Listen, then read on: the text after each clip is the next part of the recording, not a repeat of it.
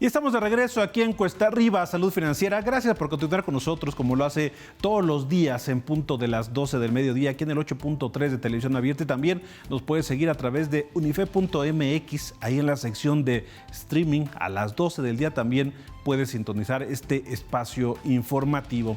Y bueno, pues cuando hablamos de temas económicos, hablamos de industrias, hablamos de diferentes áreas productivas, pero a veces hablando de la sostenibilidad o sustentabilidad, cuando hablamos de temas que a veces se han descuidado, pero que se relacionan con la política pública, bueno, pues es el caso del agua. Fíjese que el Centro de Investigación Económica y Presupuestaria, el CIEP, hizo un estudio bien interesante denominado El cobro por el derecho al uso y aprovechamiento del agua, mapeo de recursos, y hay datos importantes porque ¿qué relación hay entre los cobros de derechos que pues, nos cobran por el agua, cómo se distribuye, cómo lo maneja el gobierno, con qué transparencia?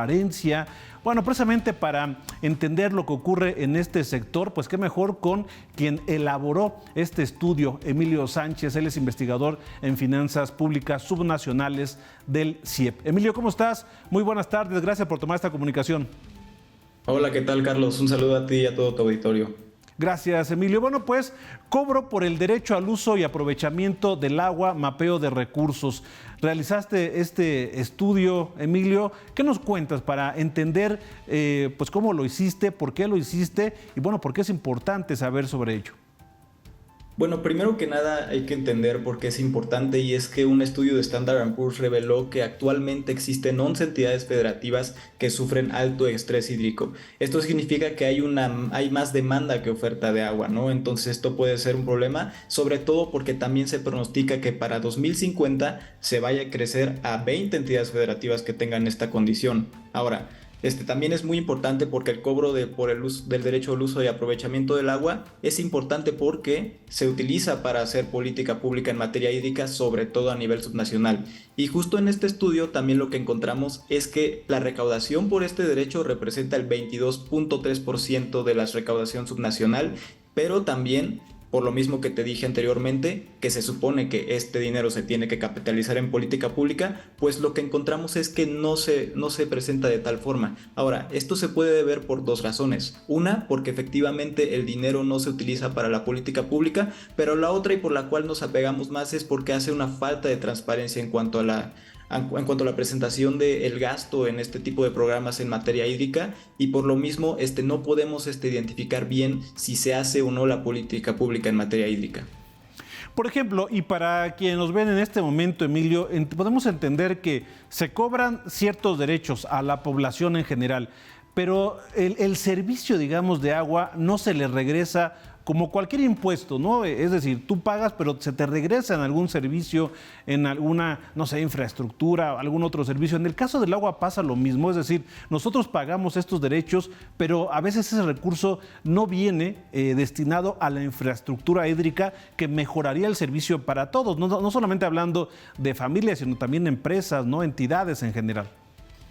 Sí, para empezar, creo que vale la pena primero entender que es un derecho.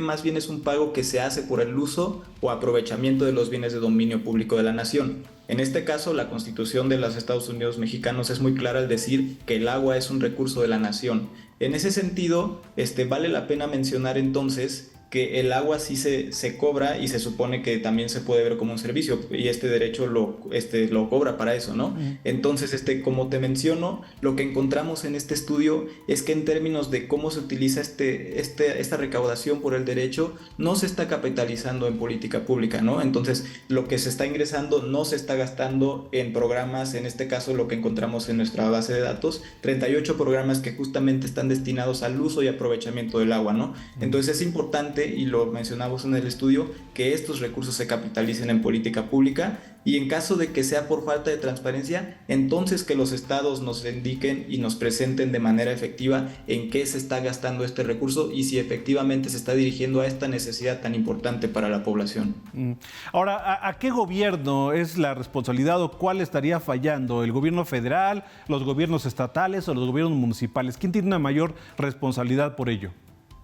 Bueno, en este caso, y el marco legal lo establece muy claramente, tanto el gobierno federal como los gobiernos estatales y como los gobiernos municipales juegan un papel importante en el cobro y en la administración de este recurso, ¿no? En el caso del gobierno federal, y de hecho esto es algo que ya se había presentado desde abril, hay un problema de que se hackeó la cuenta del Sistema Nacional de Agua, entonces el acceso a la información a nivel federal no se está logrando capitalizar de manera efectiva y todavía no se resuelve el problema. Entonces, ese es un problema por la parte federal. Por la parte estatal y municipal, como te menciono, no se está presentando la información de manera correcta o no se está presentando efectivamente si se está gastando el recurso del derecho en política pública, ¿no? Obviamente también vale la pena mencionar que este estudio se basa en cuanto a las leyes federales, ¿no? Entonces, no nos metemos tanto en las cuestiones estatales, pero sobre lo que te estoy mencionando, nuevamente recalcarte que en este caso, tanto el gobierno federal como los gobiernos estatales y municipales están teniendo un problema en el tema de la transparencia y por lo tanto de lo que gasta la Conagua, que es por parte del gobierno federal, como la parte municipal y estatal, que son los gobiernos, no podemos saber cómo se está tanto recaudando en el caso del gobierno federal por la Conagua y cómo se está gastando en la parte del gobierno estatal y municipal, ¿no? Sí, es que fíjate, Emilio, que hace algunos días una persona me platicaba, vive en una zona en donde no hay agua y entonces pues el gobierno municipal envía pipas, ¿no? Y les envía pipas para que tengan agua, pero dice, pero es que cuando llega el cobro de agua, pues a mí me llega, yo tengo que pagar agua, pero no tengo este servicio. Es decir, resulta incongruente que pues el Estado como tal te cobre agua, pero que no te brinde ese servicio.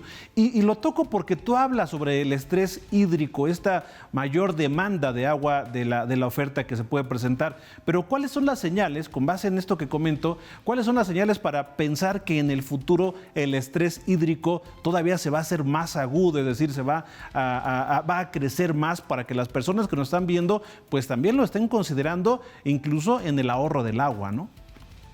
Sí, bien, como bien lo mencionas, ese es un ejemplo que claramente ilustra lo que está pasando en cuanto al estrés hídrico. En muchos estados y municipios de la República Mexicana, desde el año anterior, sobre todo por el caso muy famoso que se dio en Monterrey, e incluso y ya desde hace mucho tiempo en algunas alcaldías de la Ciudad de México, pues estamos viendo esto, ¿no? Que precisamente hay desabasto de agua y hay veces que se tienen que hacer cortes por lo mismo de que no se puede acceder a este servicio. Ahora, también pensando en el tema de que ya son más frecuentes las sequías y también el cambio climático y todas esas cuestiones están haciendo que se eleven las temperaturas, pues obviamente entonces va a hacer que el recurso cada vez sea más difícil de conseguir. Entonces, lo que tiene que saber la gente es que efectivamente el estrés hídrico actualmente es un problema y probablemente, y ya muchos estudios como el que comentamos en nuestra investigación, están advirtiéndonos que va a empeorar. Entonces, por lo mismo, es momento de que tanto los gobiernos estatales, municipales, el gobierno federal, la Conagua e incluso nosotros como ciudadanos actuemos para que podamos asegurarle a las futuras generaciones este recurso, ¿no? Actualmente se puede medir, Emilio, ¿cuántas personas tienen agua en México? ¿Cuántas carecen de este servicio? Digo, eso ya va más allá de de lo que investigamos nosotros en este estudio, pero hay bases de datos que probablemente puedan servir, pero como te digo, eso no lo tocamos en este estudio, pero claro que sí, es algo muy importante que tenemos que estudiar. Y de hecho, bueno, como dato así preliminar te puedo decir que hay un estudio de la UNAM que dice que precisamente actualmente solamente alrededor de el 40-50%, bueno, más, para ser más exactos, el 58% de la población tiene acceso al agua diariamente en su domicilio con saneamiento básico mejorado y solo el 14% de la población recibe agua 24 horas al día, ¿no? Entonces, este tipo de datos te pueden adentrar a más o menos cómo está la situación del acceso al agua en México y sobre todo también la importancia de hacer política pública en materia hídrica, ¿no?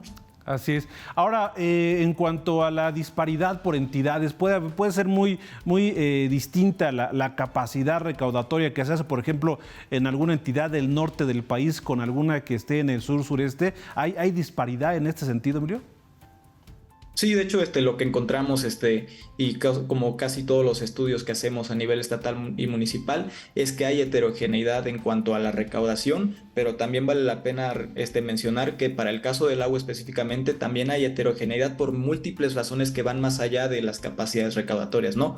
Por ejemplo, las que te puedo mencionar y que también consideramos que son muy importantes para determinar qué tanto recauda un estado o no, es el consumo, la localización geográfica, ¿no? Porque si estás cerca de fuentes de agua es más probable que tengas acceso a esto, y también el costo del servicio, ¿no? Entonces esos son los tipos de cuestiones que nosotros consideramos que influyen a la recaudación de este derecho. Y también lo que encontramos es que en términos per cápita la recaudación por este derecho va desde 70 pesos per cápita en Oaxaca hasta 1,763 pesos en Baja California, pero como tú bien lo mencionas, esta recaudación es heterogénea y se puede dar por las razones que te mencioné en este momento. No, pero es enorme la disparidad por este dato que nos estás dando, ¿no? Es muchísimo el diferencial entre una entidad y otra. Sí, y precisamente como te menciono, hay que también revisar las cuestiones de consumo, el acceso a este recurso, y sobre todo también el costo del servicio, ¿no? Como podemos ver en estos dos ejemplos que te acabo de dar, pues Oaxaca, pese a que esté en la costa, también en gran parte es un estado montañoso en donde también el acceso al agua puede llegar a ser difícil, y en cambio Baja California pues es un estado costero que tiene acceso fácil a agua, y también tiene acceso a otros recursos por los ríos, ¿no? Entonces esos son los tipos de cuestiones que tenemos que considerar a la hora de evaluar la recaudación por este derecho, pero también, como también te menciono, también las capacidades institucionales de cada hacienda municipal y estatal pueden influir en esta recaudación, ¿no? Porque entre más eficiente seas recaudando, pues también puedes aprovechar más este recurso, ¿no? Claro. Oye, Emilio, y bueno, en el documento señalas precisamente pues la limitación de la información, la falta de transparencia. Platícanos un poco a qué te enfrentaste cuando buscaste datos sobre este tema que investigaste, por qué señalas que falta información, que no hay transparencia, ¿cuáles son los problemas a los que te enfrentaste? Pues digo, ya a lo largo de nuestra plática, Carlos, te he mencionado más o menos cómo está la situación en cuanto a transparencia, pero hay dos retos que principalmente identificamos. El primero es la periodicidad de la actualización de la información. Los datos que te estoy dando son para el año 2021, entonces todavía para 2023 se puede conseguir, pero como son datos municipales y estatales, a veces no se presentan de manera homogénea la información, o incluso no se presentan, ¿no? Entonces también es un gran reto porque la ciudadanía como tal no puede conocer fácilmente esta información que, como podemos ver, es muy relevante para la política pública. Y por el otro lado también, como te digo, y va muy a la misma línea de lo que es el tema de la periodicidad, es que tal vez los estados y los municipios no reportan si se está gastando este recurso, o incluso también esto lo hemos visto en otros casos, en otras investigaciones, que se reporta una cifra y en otro lado se presenta el mismo concepto pero con otro monto, ¿no? Entonces este tipo de problemas a la hora de hacer estudios a nivel estatal y municipal son muy frecuentes, sobre todo en temas presupuestarios, ¿no? Entonces por lo mismo, y existe una ley que precisamente busca que los estados y municipios homologuen esta información y se presente de manera adecuada, pues es necesario que efectivamente se cumpla la ley, ¿no? Entonces, por lo mismo, también aprovechamos para hacer el llamado para que esta ley, que es la Ley de Disciplina Financiera, se cumpla al pie de la letra, y por lo mismo para que la población pueda acceder a la información que tanto es necesaria para conocer, ¿no?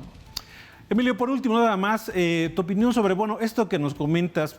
Damos por hecho que la política hídrica pues no ha sido la mejor, la verdad es que ha dejado mucho que desear, pero esto se viene arrastrando de hace muchos años, se ha agudizado en las últimas administraciones, se tiene un dato de más o menos, porque vamos, para llegar a estas condiciones de estrés hídrico, quiere decir que hemos dejado de hacer cosas como política pública. ¿Se tiene detectado desde hace mucho tiempo o se ha agudizado recientemente, Emilio?